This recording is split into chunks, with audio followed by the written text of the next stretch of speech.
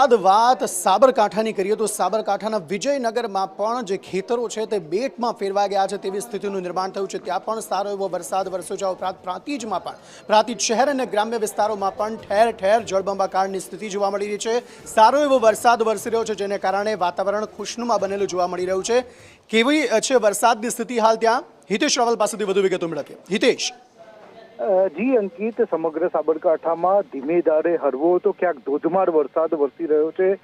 સાબરકાંઠાના પ્રાંતિજમાં સવા એક ઇંચ કરતા વધુ વરસાદ ખાબક્યો છે। નીચાણવાળા વિસ્તારમાં પાણી ભરાયા છે અને વિજયનગર તાલુકાના અંતરિયાળ વિસ્તારના જે ગ્રામીણ પંથકમાં ધોધમાર વરસાદ વરસ્યો છે।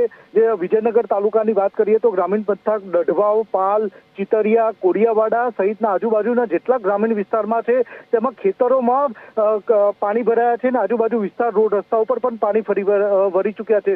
જોકે સમગ્ર જિલ્લામાં ધીમી ધારે વરસાદ વરસી રહ્યો છે। ખુશનુમા વાતાવરણ સર્જાયું છે અને હાલમાં ધીમી ધારે ક્યાંક વરસાદ હિંમતનગર અને ઈડર સહિત વડાલી પંથકમાં પણ વરસાદ વરસી રહ્યો છે।